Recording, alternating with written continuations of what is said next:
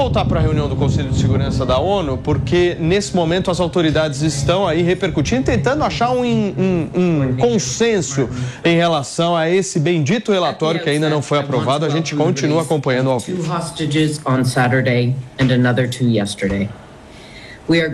O emir do Catar, que participou dessa negociação da libertação dos reféns, e também a participação da Cruz Vermelha.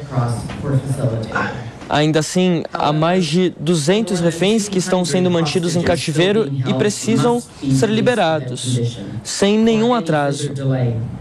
Agradecemos a todos os esforços diplomáticos para isso.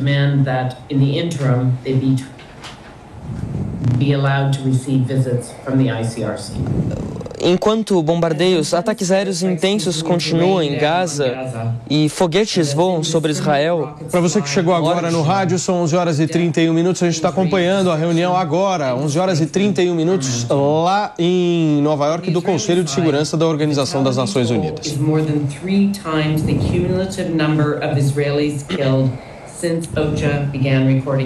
Em Gaza, o número de palestinos mortos tem aumentado nos últimos 17 dias e é mais do que o dobro de todas as agressões e crianças juntas, são 62% das vítimas.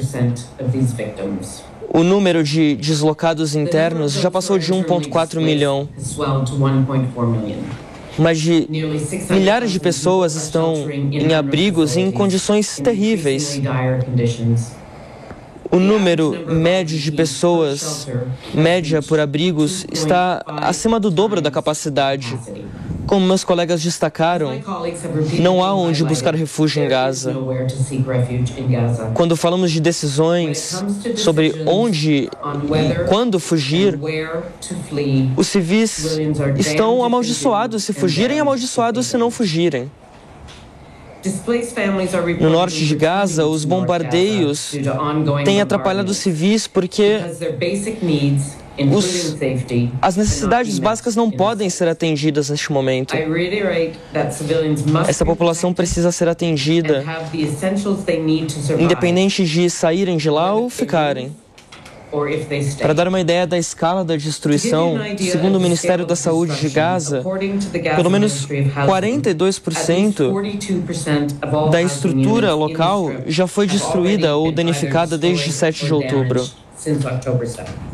A escala de destruição faz com que as pessoas se questionem se um dia elas poderão voltar para casa. Enquanto isso, Gaza segue sobre um blackout total. A falta de eletricidade, medicamentos, equipamentos, pessoal médico. Pacientes estão sendo atendidos no chão de hospitais.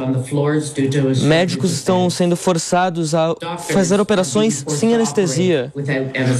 Desde 7 de outubro, 16 funcionários médicos em Gaza morreram ou ficaram feridos na tormenta. O acordo para utilizar a passagem de Rafah no Egito e levar ajuda humanitária à faixa de Gaza... Muito bem, gente. A reunião vai continuar e a gente aqui na programação da Jovem Pan vai estar bem atento em tudo que acontece lá em Nova York para poder entender se vai rolar ou não vai esse bendito consenso que a gente tem discutido tanto aqui.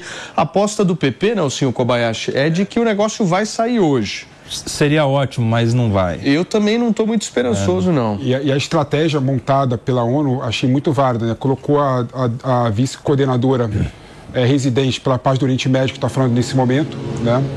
Que mora na Palestina, para relatar o que está acontecendo lá, não é? E é bom lembrar que essa resolução não é para cessar fogo de forma definitiva, é para criar estruturas de proteção às pessoas civis que lá vivem. Então é uma questão humanitária que só vai sair com a articulação de todos os países. Tem uma palavra, tá na hora disso acontecer. Tem uma palavra-chave aí que embaraça o negócio, que é o direito de autodefesa. E os Estados Unidos só vai endossar, os Estados Unidos só vai endossar e vai votar a favor, e só não vai vetar se tiver reconhecido o direito de autodefesa. Pelo contrário, se tiver autodefesa, a Rússia não vai. Uma coisa, a França, o Macron hoje, na coletiva de imprensa que ele deu, ele foi taxativo em falar que Israel tem um direito de autodefesa. Mas o problema e a França, na última resolução, até poder de veto, ela se absolveu. Beleza, tudo bem, mas a França não é alvo de terrorismo como os Estados Unidos. Há uma possibilidade, sim. Tem ataques terroristas na mas não tão quanto os Estados Unidos, que não vai criar um precedente sem direito de autodefesa. Não, a França, se você for ver, é o país da Europa que tem mais judeu e mais muçulmano. Né? É a França. A França é chave nessa discussão. Bom, Pepe, eu acho o seguinte, a gente está vendo aqui, o objetivo central da ONU nesse contexto é pedir duas coisas. Os corredores humanitários, que eu acho que ninguém é contrário a isso, certo? Acho que a questão é como viabilizar. Né? A discussão é exatamente a forma como isso vai ser feito. Mas há também esse pedido de cessar fogo. E é, obviamente, um discurso político, certo? É um discurso político que a ONU está tentando fazer de um cessar-fogo. Só que isso, do ponto de vista prático, isso e nada, para mim, pelo menos, E tem uma questão, viu, Paulinho? Porque esse cessar-fogo, esse pedido de cessar-fogo foi dito ali pelo secretário Guterres, e ele colocou num contexto das vítimas civis palestinas, como se não tivesse fogo o tempo todo, também do Hamas ainda. Esse tanto de sirene que a gente já noticiou aqui hoje, Paulinho, é de fogo do Hamas contra Israel que continua. Ou seja, é impressionante como, infelizmente, nem o secretário-geral da ONU, que deveria ter uma posição ali de neutralidade diante dos membros do Conselho de Segurança, não tem esse equilíbrio de dizer que há fogo dos dois lados, tanto do Hamas, tanto que há sirenes tocando até hoje, quanto da reação de Israel. Mas a resolução que foi colocada em votação na última vez deixou claro que o Hamas é um grupo terrorista. Perfeito, mas a manifestação do secretário-geral de cessar-fogo... Em relação a esse aspecto, Nelson, não tem nenhuma dúvida que Hamas é um grupo terrorista, que Hamas invadiu Israel. Beleza, Pepe, mas a gente está falando da manifestação. O que a gente está discutindo aqui é o enfoque da comunicação. Forma dizer que o pessoal está brigando lá e precisa parar. É isso que eles estão dizendo. O cessar-fogo, pelo menos para mim, é o seguinte: parem de brigar, por favor. O enfoque que eu, pelo menos, esperaria da Organização das Nações Unidas é: a humanidade precisa estar unida para combater o terrorismo. Essa é a linha de discurso que eu esperava de uma Organização das Nações Unidas. As nações precisam estar juntas no combate do mal. E o mal tem nome nessa história. Ninguém é contra isso, Paulo. Não, mas eu não estou dizendo que a organização é contra isso. Eu estou dizendo que tudo é uma questão... Pepe, tudo é uma questão de enfoque. O enfoque, quando você dá só o enfoque no cessar-fogo, você está colocando os dois atores como os errados. Mas pior, Paulinho, você coloca o enfoque no cessar-fogo, você coloca o enfoque no cessar-fogo num contexto falando das vítimas civis na Palestina. Isso é um enfoque no cessar-fogo de Israel, principalmente. Exato. E é ruim, porque o Hamas continua atacando. Que agora vale lembrar, quem vai apresentar o novo texto são os Estados Unidos. Acho pouquíssimo provável que a resolução traga o termo cessar-fogo. É muito mais provável falar em pausa humanitária, como se estava falando, para a construção dos corredores humanitários, para o escoamento de parte da população civil da faixa de Gaza, do que em cessar-fogo, porque, de fato, é inviável hoje falar em cessar-fogo nessa altura do conflito. Até porque os Estados Unidos criticou a proposta do Brasil na reunião anterior, justamente pela ausência do termo de autodefesa, e não casa no mesmo texto autodefesa. Turma, a Miriam Spritzer está conectada com a gente de novo. Mi, deixa eu colocar você aqui nessa conversa. Tô aqui, oi.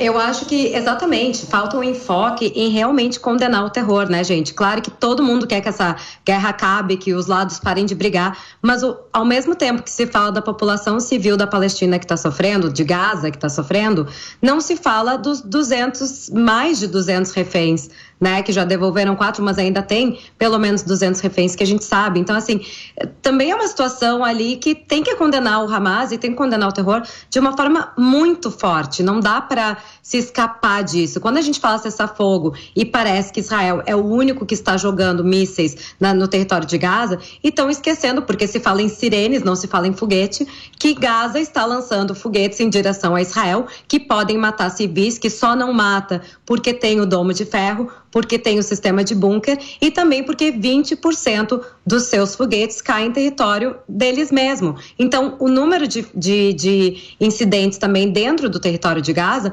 muito é em relação ao Hamas. E eu acho que faltou um pouco da ONU como organização internacional, como o lugar de diplomacia, condenar isso de uma forma mais forte, porque é importante para o Ocidente isso.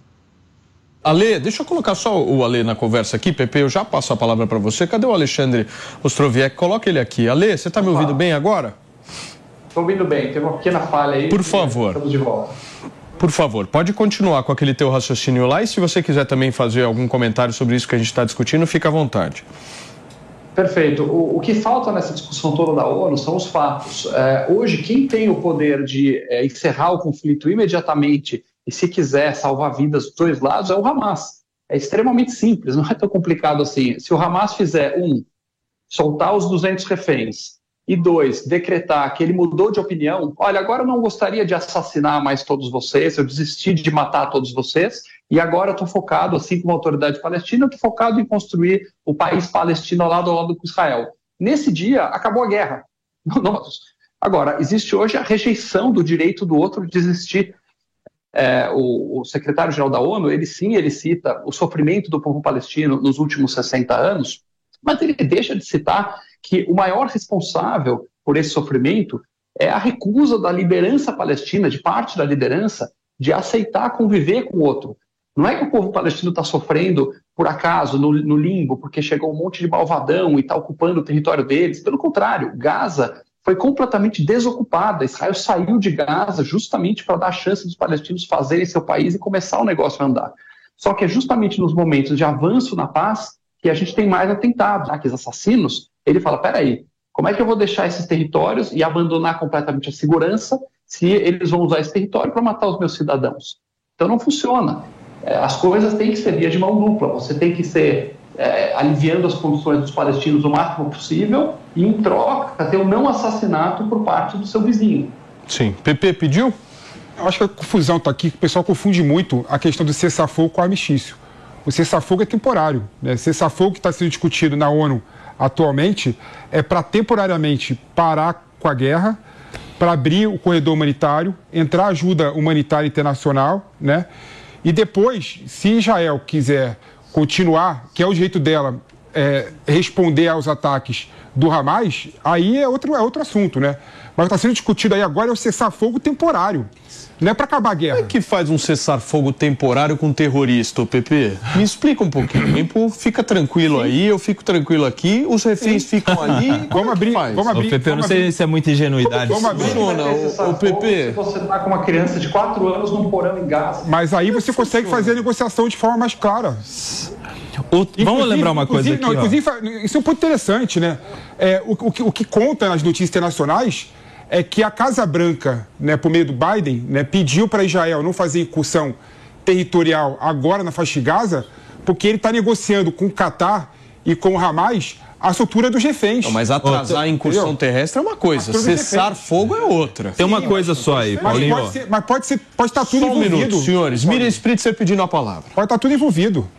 Não, tem vários fatores acontecendo aí que estão envolvidos, mas a gente tem que lembrar de um detalhe, né? O Hamas está jogando foguetes diariamente para dentro do território israelense. Então não adianta falar em cessar-fogo sem combinar com o Hamas, entendeu? Sim, dos dois lados. Mas toda vez que houve um cessar-fogo, e aí o nosso colega aqui, o Alexandre, pode comentar, sempre quem quebrou isso. Claro que tem que se ter o corredor humanitário, tem que tentar tirar o maior número de civis possíveis. Israel não quer atingir esses civis, Israel não quer esse número, não quer essa imagem. É ao contrário, Israel protege a vida dos seus civis e dos civis da Palestina o máximo possível, mas é muito complicado também de estar numa situação em que o Hamas se beneficia do maior número de civis mortos. Mas uma pergunta, como é que você vai fazer corredor humanitário sem cessar fogo? As pessoas vão estar fugindo lá para o Egito com bomba caindo no... Não, você pode preservar uma parcela do território sentido isso. E continuar atacando outra parcela. Não, mas que isso? Pepe, eu te garanto uma coisa. Você cria uma zona. Eles vão ser acolhidos no Egito temporariamente até passar esse combate e depois eles voltam. Se criar esse corredor, eu tenho certeza que Israel vai respeitar esse corredor. Se o Egito permitir a entrada, coisa que já é difícil, com certeza. Quem que não vai permitir isso de forma alguma? Quem não vai permitir é o Hamas, que é o grupo que não tem nenhum interesse em corredor humanitário e tirar... esse é o ponto. E tem uma questão aí, Paulinho. Porque se o Hamas perder os seus civis como seu escudo humano, eles perdem a guerra. E tem uma questão. O Egito tem sido resistente com a ideia de abrir a passagem de Rafah para a saída do povo possível corredor humanitário, não é por medo de Israel começar a bombardear o território, não. É por medo do Hamas entrar junto e gerar ali um problema que já existiu no passado também. E outra coisa, fazer acordo com terrorista não existe, Pepe. Vamos nos lembrar que no dia 7, o Hamas atacou, não respeitando... Deixa eu só falar. Não atacou no Sabá e numa data importante da religião dos judeus. Ou seja, se os terroristas não respeitam nem a fé do povo de Israel, imagina se vai respeitar acordo. Não tem acordo com terrorista. Como é que você vai acreditar num acordo? Você esquece que Israel, historicamente, negociou com o Hamas. Pepe, mas sabe o que negocia? Sabe o que negocia? Refém. Esse cenário, né, Pepe? Negocia refém depois que já está sequestrado, negocia outras coisas, não essa, de vamos combinar dos dois parar de atacar. Mas o Hamas está atacando até hoje. O maior atentado da história. É claro. Não tem. Maior ataque contra judeus desde o Holocausto. A gente não está falando de pouca coisa. Não tem que ter corredor humanitário, tem que colocar o pau aí. Não, com esse seu papinho. Não, é você que está falando, dos dois lados lá. Já querendo jogar a gente como os grandes vilões da história. Um ponto que eu acho importante de contextualizar é que Israel não precisa apenas da vitória militar nesse conflito. Israel precisa da vitória política. E do ponto de vista político, o objetivo do Hamas é inviabilizar o avanço dos acordos de paz entre Israel e os países árabes. Então, nessa equação toda, Israel precisa pensar como atuar de forma a manter o diálogo com outros países árabes também, para poder não dar a vitória política que o Hamas deseja. Sim, você me pediu? Acho que a gente perdeu a conexão com a Miriam Spritzer. Ale, eu quero mais um pouquinho da tua contribuição. Perfeito.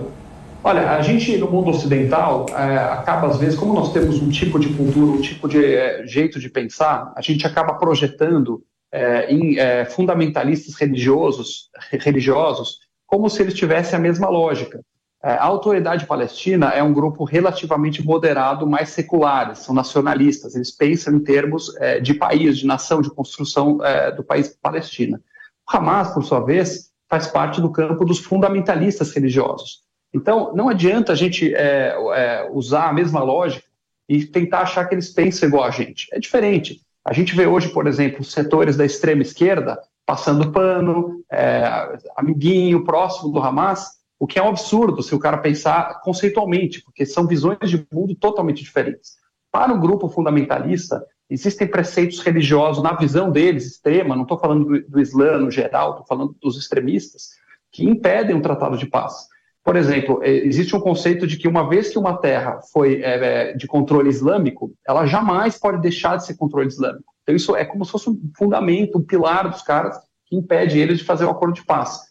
O que Israel vinha apostando é que tem um outro conceito, por exemplo, islâmico, que eles chamam de Hudna. A Hudna é um cessar-fogo que pode durar muito tempo. Então, então, já que os caras não aceitam a gente, vão tentar matar a gente, vamos tentar fazer uma Hudna, nem que seja de 100 anos, que permita novas gerações virem, acalmar o conflito e as coisas mudarem na prática. É isso que estava sendo apostado. O establishment israelense estava relativamente tranquilo com Gaza. Eu tive contatos, inclusive, com pessoas que trabalham no Mossad, que estavam falando um pouco das ameaças que Israel sofria, e eles tinham essa visão equivocada até o 7 de outubro, de que, poxa, talvez o Hamas agora quer um pouco mais de sossego, não vão reconhecer a gente, nunca vão aceitar totalmente, mas talvez vai acalmar um pouco essa parte do tiroteio. Porém, a gente viu que isso caiu por terra. Patrocinado quase com certeza absoluta pelo Irã, o Hamas fez o que fez, e mergulhou a região toda nesse caos. Então hoje a cabeça israelense mudou muito. Agora não tem como conviver com o Hamas lá do lado.